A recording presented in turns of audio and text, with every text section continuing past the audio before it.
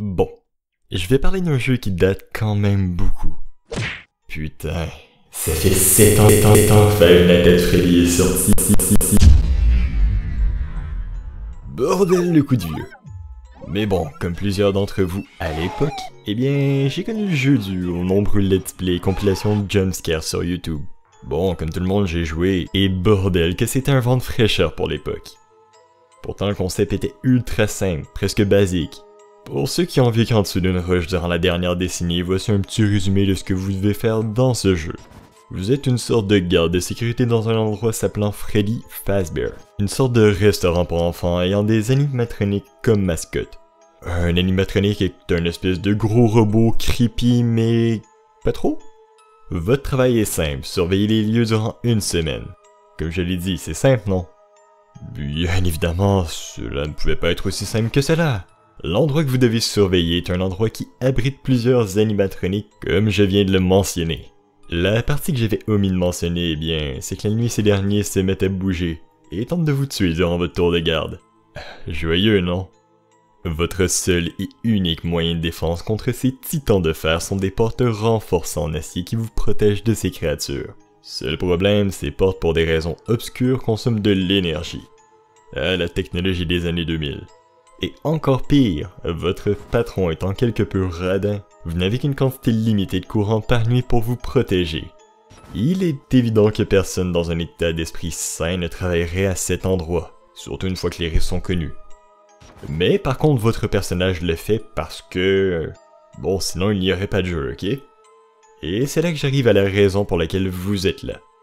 Quels sont les secrets et easter eggs dans le premier Five Nights at Freddy? Vous êtes bien sûr tous familiers avec les appels du personnage de Fall Guy, cette personne qui vous explique grossièrement quel est votre travail, et vous donne également quelques conseils pour survivre à vos nuits. Vous n'êtes pas sans savoir que le téléphone de la nuit 5 est quasi intelligible, voire un peu flippant.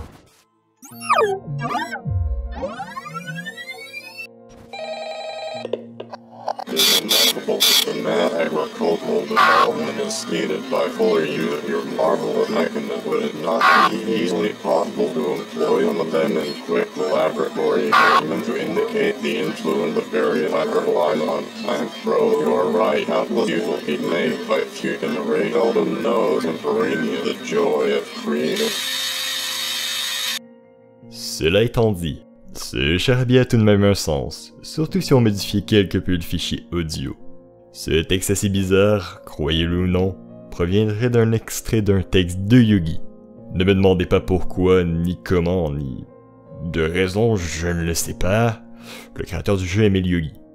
Le prochain easter egg est un classique, mais je me dois tout de même de le mentionner brièvement. Dans le premier Five Nights at Freddy, sur le poster dans votre pièce principale, si vous appuyez sur le nez de Freddy Fazbear, vous entendrez un bruit de trompette ou de klaxon. Le prochain secret quant à lui est un peu plus subtil dans sa nature, mais je suis sûr que plusieurs d'entre vous ont été la victime de cet easter egg sans le savoir. De manière aléatoire, des affiches de Golden Freddy seront visibles sur les murs du bâtiment. Si vous sortez du mode caméra, vous verrez alors Golden Freddy devant vous. La seule manière de survivre est de rapidement retourner au mode caméra. Sinon, eh bien, c'est game over, vous crevez là. Comme moi, j'ai beaucoup crevé dans le jeu, comme une grosse merde. Bref, pendant que nous sommes sur le sujet de Golden Freddy, je vais vous parler d'un autre easter egg qui le concerne.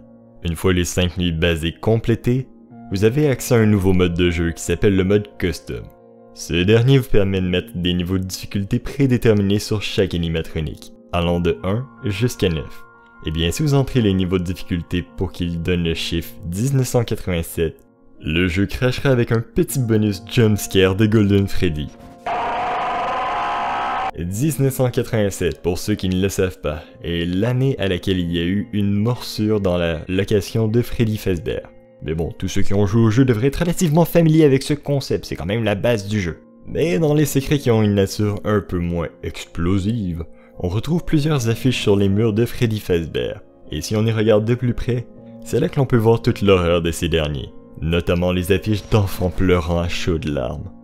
Ou encore celui où Freddy semble vouloir s'arracher la tête. Ou encore des règles bizarres que l'on voit quelquefois. Mais nous allons revenir un petit peu plus tard dans la vidéo pour voir ces dites règles. Outre les affiches, il y a quelques aspects très glauques dans ce restaurant. Le fait que dans certains cas, la cache de Foxy montre un simple message indiquant simplement « C'est moi ».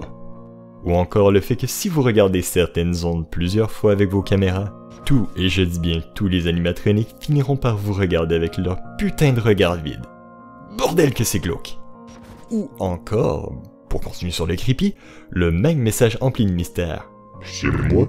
Inscrit sur le mur de Freddy Fazbear à plusieurs endroits. La joie incarnée. Je ne sais pas si le prochain peut être inclus comme un easter egg, mais je l'inclus quand même parce que c'est pas tout le monde qui l'a vu et que je trouve ça intéressant. Le contenu de plusieurs affiches trouvées dans le restaurant nous permet d'avoir une vision plus claire de tous les événements qui se sont déroulés dans l'histoire, raison pour laquelle je vais vous en parler maintenant.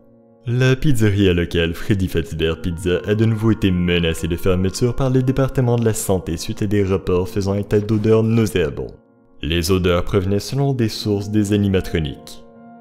La police a été contactée lorsque des parents auraient remarqué ce qui semble être du sang et du mucus autour des yeux et de la bouche des mascottes. Un parent les a même qualifiés de carcasses réanimées.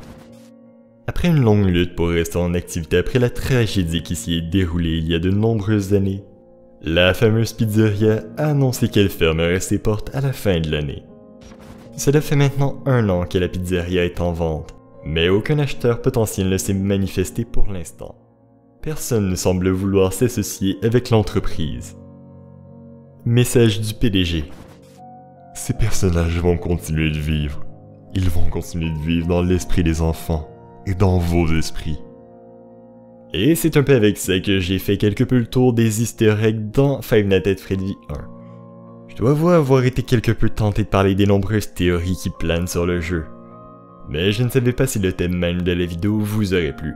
D'où cette vidéo assez courte pour un peu tâter le terrain et voir si vous avez un certain intérêt dans ce type de vidéo. Si c'est le cas, n'hésitez pas à me le dire dans les commentaires. Ou si vous détestez ça, dites-moi le également dans les commentaires. Qui sait, peut-être que vous avez détesté la vidéo, on ne sait jamais. Mais encore une fois, merci d'avoir regardé et n'hésitez pas à vous abonner si vous êtes nouveau sur la chaîne et on se voit dans la prochaine. Allez, ciao!